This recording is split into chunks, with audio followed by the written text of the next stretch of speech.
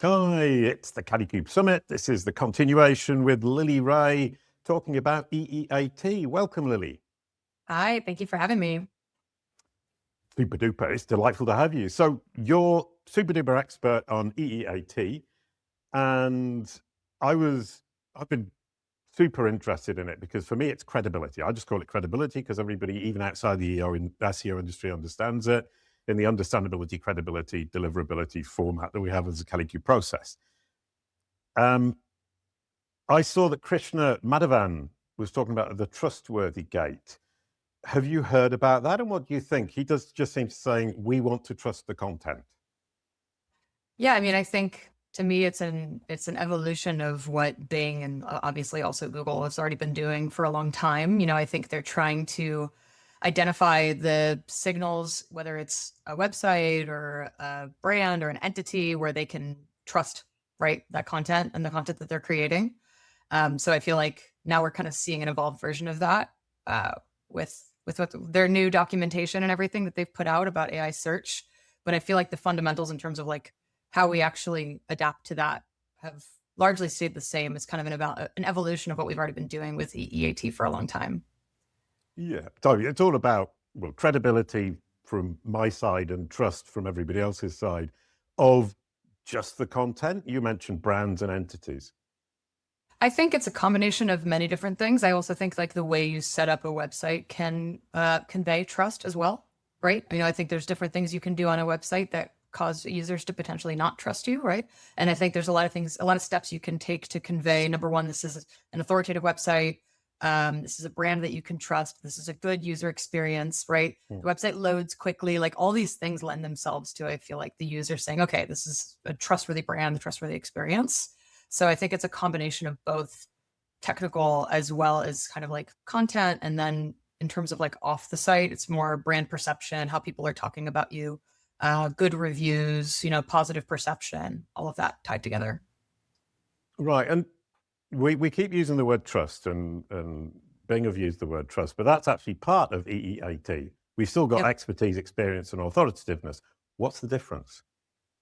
I think that there's a lot of different elements that go into each one, right? I mean, number one, Google added experience. That's the new E about 6 years ago. So I think that's actually been the big way that search results have changed in the last few years is that Google is really starting to elevate content with a lot more firsthand experience. So when you think about that, a lot of where I advise companies and clients to focus on is conveying that you're actually experienced, right? With adding information, adding value that is something that, for example, a language model wouldn't be able to come up with on its own, right? Because you're a real person with real experiences. So I think that authenticity and kind of speaking human to human about your real experiences is how you demonstrate that first E. With expertise, it's really about like, right, how long have you been in the field, right? What are your credentials? What are your accolades? What are your degrees? And authoritativeness, it's similar. It's, have you won awards? Why should we listen to you? Why should we trust you? I think in the SEO space, a lot of that has always been like backlinks and mentions offsite, like people talking about your brand and people respecting your brand.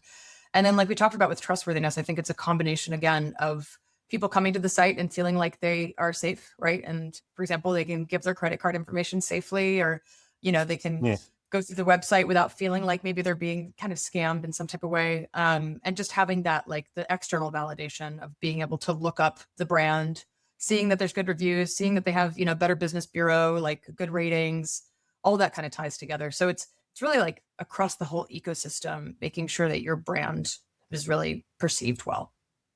Brilliant. And I think you know what question's going to come next, which What's that? is some of us are talking about expanding that. Jano van der Riel talks about transparency. I talk about notability. So I've been talking about NEEATT. Is that going too far? Is it necessary, or are we pointing to something important? No, I think that for me, like it's becoming more and more competitive, right? I think everyone kind of understands the need to convey EEAT. I also think people are starting to get really creative with like trying to use AI to enhance their perceived EEAT. So I think where it's going is like you said, like credibility, right? So it's not just about what you say about yourself. It's what is the experience that your customers or your users or your readers are having consistently over time, right? Do they trust you? Do they feel like they're getting a consistent experience? Do they feel like you're being transparent, right? I think a lot of people try to be overly salesy, right? And I think that that's something that can kind of cut into credibility a bit. So I do think now more than ever, I think that authenticity and transparency and honesty, integrity, all these things can lend themselves as well to this kind of expanded definition of EEAT. Right, sure. And for transparency, I had a client and they actually published a transparency report on all of their competitors. Oh, And wow. what then happened is it ranked in every single engine immediately. Everybody complained, so he took them all down, but they're still there because they're still in the index. And the AI and the search engine seem to be obsessed by this transparency report. So I look at that and think the transparency aspect is very, very important. Yeah. I agree with Jano on that. And then for notability, for me, the argument is just if you're famous, you always have an advantage. Well, there's certainly, I mean, yes. If speaking in purely like SEO and AI search terms, I think that when you become a trusted brand or entity or person in the space, you have an advantage. You have the ability for your content to rank more quickly, for example. Yep. You have more likelihood that your social media posts are going to make their way into AI search responses. I've looked at, like, for example, Google and even like ChatGPT tends to cite like LinkedIn a lot.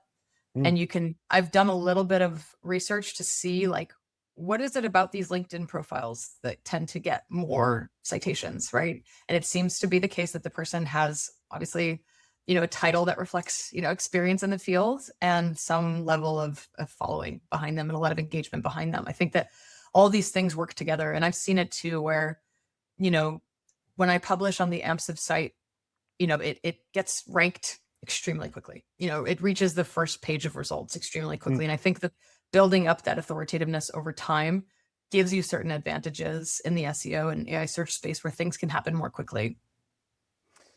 Brilliant. Thank you. And next on to people. What I saw 3 years ago in the knowledge graph was the number of person entities in the knowledge graph tripled in a couple of weeks.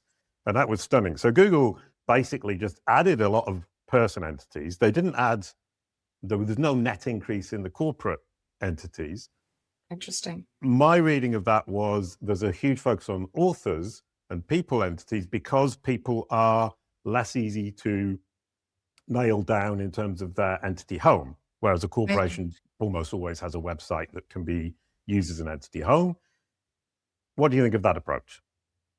Yeah, I think this is one of the more hotly debated topics within EEAT, whether or not search engines are, like Google, are capable of identifying individual authors and people, and then perhaps like assigning some type of value to their work. I'm of the opinion that they are doing that in some capacity, especially for your money, your life topics. I think it's not perfect. And yes, I think it can be spammed and you can create fake authors. And like all these people, come up with reasons for why this might not be the most reliable approach. But I think that they've been trying to solve this for a while. I think like you're right. The number of people in the knowledge graph, tripled. And we're seeing Google test all these different things with like naming the author, in the little thumbnail in Google Discover. We've had author carousels before. They tested something with showing like social media following counts directly in the search results. I just think that's the direction they're clearly trying to go. Because if you think about it, what's the opposite of elevating AI generated content in the search results? It's elevating real people. And I think that's the direction they're trying to go, both in terms of highlighting lots of different social posts and also understanding who the experts are in a given space and potentially weighting their content more heavily.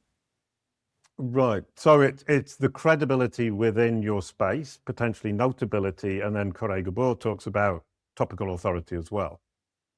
Right. I mean, I think like one of the most effective things I've seen over the years in terms of an SEO and now AI search approach is to have the real people at the company, whether it's one expert who's kind of the face of the company or maybe various people that are building personal brands on behalf of the company, right? And they're going out and they're speaking and they're doing videos and they're doing research and they're writing articles, and you kind of like associate these experts with the brand.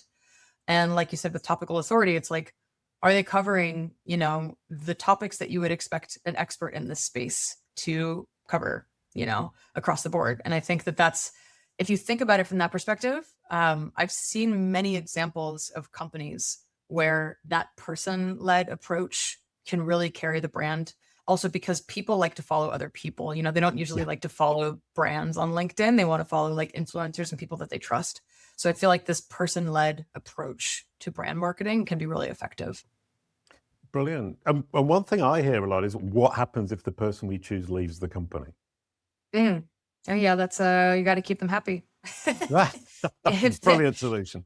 If they're someone that's invaluable to the perception of the company, then that's someone you have to take good care of, honestly. And yes, they can leave, that can happen. And I think that that personal brand is going to go with them in many cases, but you can keep generally speaking, that depends on the contract of the company, right? But the company can keep the content that was created by that person. And if that person worked there for a while, they contributed value to the company while they were there. So hopefully those efforts helped the brand. But yeah, if you have rock stars that are, evangelists for your company, those are good people to try to keep happy at your company for sure. Brilliant. And earlier on, you talked about experience and expertise, and both times you mentioned the temporal nature, i.e., how long you've been doing something. How important is the temporal nature, and to what extent can we leverage stuff we did 10 years ago, 15 years ago? Well, it depends on the industry, but I think generally speaking, the more time you have in an industry, the more expert you're going to be, right? The more EEAT you're going to have in the space. I actually saw a really good podcast yesterday with Will Reynolds, where he mentioned it's not just about your time in the space, it's about how excited you are about what you do. Yeah. I thought that was a really good point, because I think when you're in it for a long time and you're super excited and you're innovating and you're learning new things and staying on top of everything, I think that is exponentially more valuable than just, okay, I've been humming along doing this for 20 years, but it's just, clock in and clock out and do my own thing, right? You have to be really passionate about it as well. So I think that's a key as well.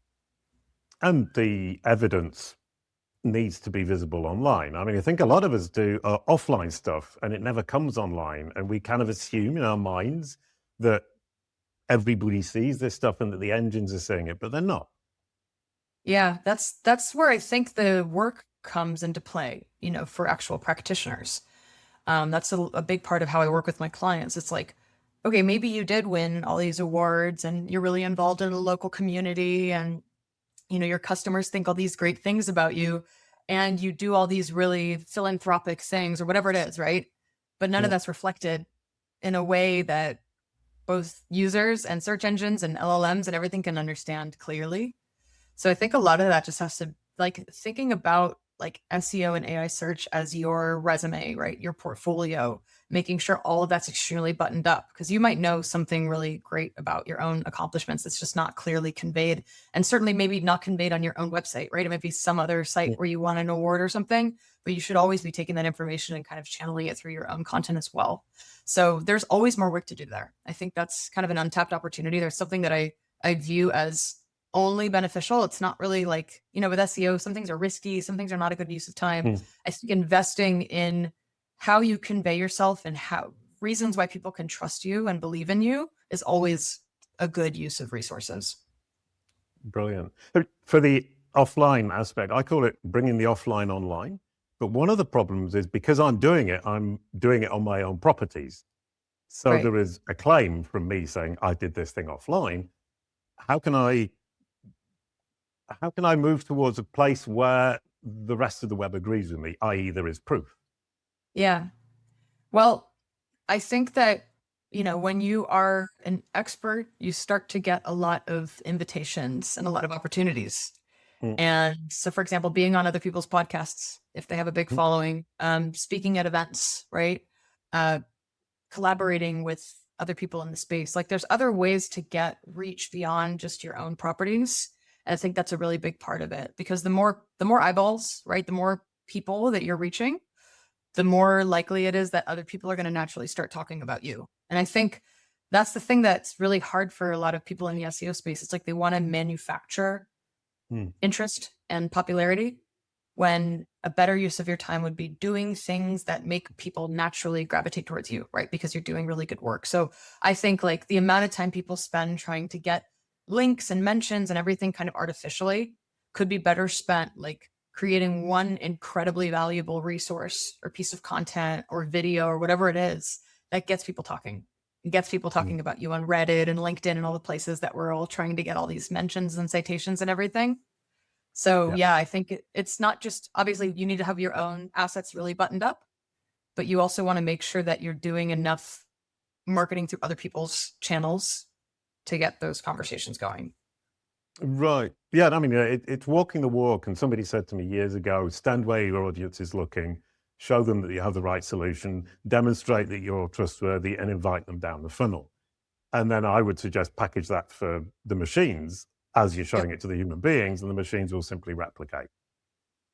Yeah, I think that's a great approach. I mean, I think, I've seen, for example, like in the SEO space, a lot of companies will invite, whether you call them influencers or experts or people with a lot of history in the space, to come onto their channel or contribute a post or whatever it is. And I think that's a really good way of tapping into that expertise while also building up your brand and the content that you have, the expert content that you have. So that's another possibility as well.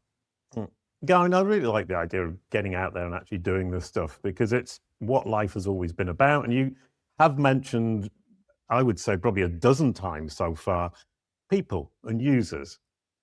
And the focus of your conversation is significantly less the algorithms, the machines, and the bots than a lot of people are here. Well, I think that the algorithms, the machines, and the bots are trying to give the best possible experience for people, and they're trying to give what people want, right?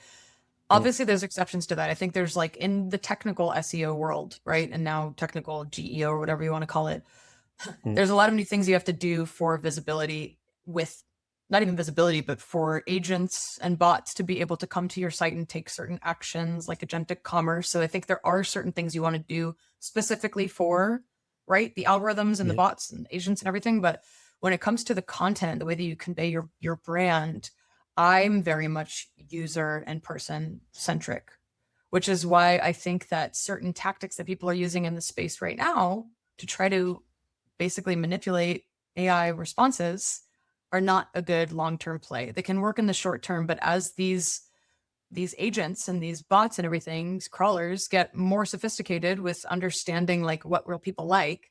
And I think it's really interesting, for example, to watch like ChatGPT and other LLMs, you can see the thinking process. Like when they, even like Claude, you can kind of expand what it's doing and you can see, okay, it's kind of like negotiating with itself, right? I don't want to use this website because I haven't heard of it before, but I want to make sure I'm limiting my searches to these really, really trustworthy sites in the space. So I feel like where they're trying to go, even though they're not people, is they're trying to give answers that are good for people, like really people first content. And I think we're only going to see more and more of that over time. I think right now, because AI search is so new, we're still seeing a lot of kind of like loopholes work. But I personally believe it's a bit naive to assume that, the OpenAIs and these other companies won't figure out a better solution for highlighting the type of content that really resonates with real people. Right. Yeah, no, it's a great point. Then the idea that credibility, EEAT, NEEATT, is applicable, my perspective is it requires an understanding of the entity. So fundamentally, if the machine understands who you are, what you do, and who you serve, then it can evaluate your credibility. Is that fair? Yeah, I think that kind of aligns with, I don't know if you know Waikay, what Dixon Jones has been building. It's a new tool. Yeah, I think it's kind of aligned. So like his tool looks at the actual like facts, the accuracy of facts related to your brand and your entities and your products and services and everything as the starting point for what everyone, the models, AI search models and search engines and everything know about you. So I think, yeah, getting all of that buttoned up as much as possible, making sure that everything's like factually accurate and consistent. And that's a lot of work, right? I think like one thing that people underestimate is, so for example, my title has changed a lot in the last few years. I've had several different title changes.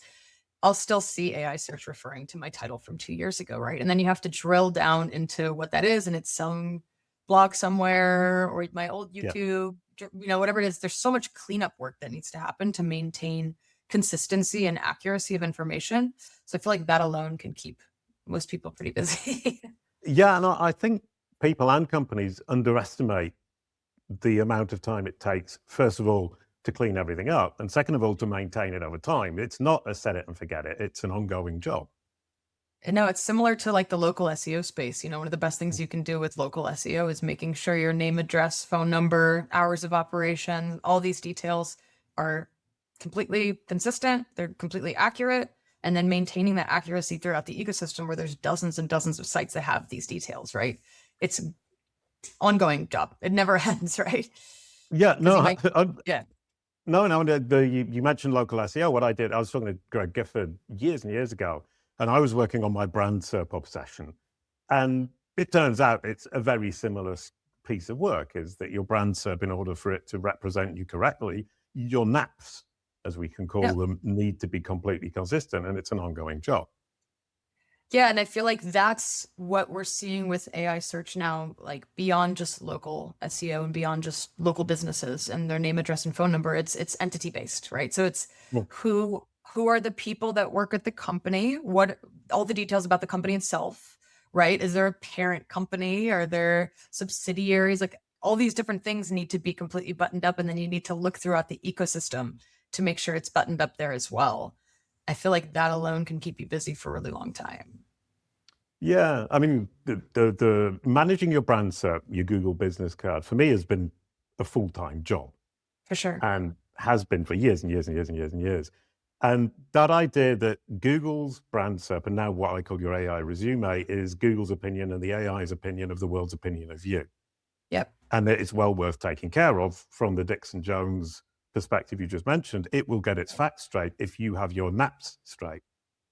For sure. And I think, the one element that I would say is kind of new, it's not exactly new because we had this challenge before, in the SEO space for a long time. We've had like online reputation management as kind of I consider it like a subcategory of SEO, but cleaning up the SERP and the way that the SERP looks. Like, for example, my agency Amsive, we've had various projects where one time we had a celebrity who had surgery and wanted us to clean up the old pictures of her on Google, right? There's always been some level of like brand reputation management or company reputation management on the internet. And I think with AI search, it's become even more important.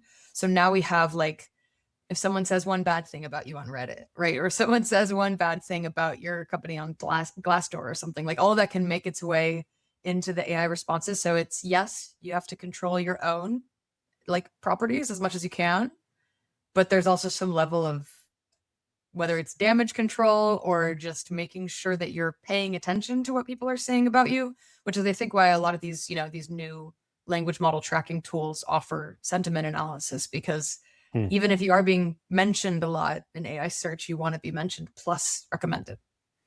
Yeah, no, 100%. And the point about your own personal brand or your corporate brand is it's not just what you say about yourself, is what everybody else says about you. And your brand is what Google and AI say about you when you're not in the room, potentially. Yep.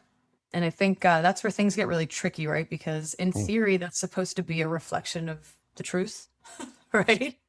But we work in the SEO space. So there's a lot of, temptation to try to go influence what people are saying. I think a lot of people are going onto Reddit and using AI to spam subreddits and stuff like that, which it's a loophole. And yes, it can work, and it does work for better, for worse. I think Reddit's CEO a few days ago was on camera talking about how much SEO spam there is on Reddit right now. Oh, wow. So these things work for a while usually, but they're not usually a long-term play. So I think how can the real challenge is how can you get people talking about you and recommending you on Reddit, which is very hard, by the way. People tend to go to Reddit, I feel like, to air their grievances rather than celebrate, brands. Right. But that's the name of the game, right? No, and it makes sense. I mean, I don't have any kind of Reddit experience, but presumably people go there to not so much to share lots of, to share interesting and stuff, but also to complain a lot. to complain a lot, but also like, I think as soon as they can sense that the brand is entering the conversation and trying to be part of the conversation, it's usually not a great idea unless the brand is coming in there and really, really trying to genuinely add value, right? And not sell anything, which easier said than done. But I think like Redditors want Reddit to be a safe space, even though it's not, for them to just be Redditors, right? And when they start to feel that people are coming in, they're trying to manipulate the conversation using AI to try to sell something, try to influence something, it can go really, really wrong. And then that's immortalized in the search results, right? Because Google weights Reddit so heavily. A lot of times if you Google a brand name or a product name, you might even see Reddit like number 1, could be number 2, many times 4 different Reddit posts in the AI overview, right? So it's like, I'd be careful about trying to manipulate Reddit conversations too much. I'd focus more on trying to make sure that you're offering a really good service that people like to talk about on Reddit. Right. Brilliant. So we can close all of this up talking about credibility, EEAT and EEATT with the relationship between brand and EEAT. For me personally, the brand is the foundation. As you know, that's what I work on. That's what Kalicube's all about. It's managing your brand, making sure that the AI and Google understand who you are, what you do, and who you serve. And then for me, the next layer on top of that is credibility. That's your speciality. I love it.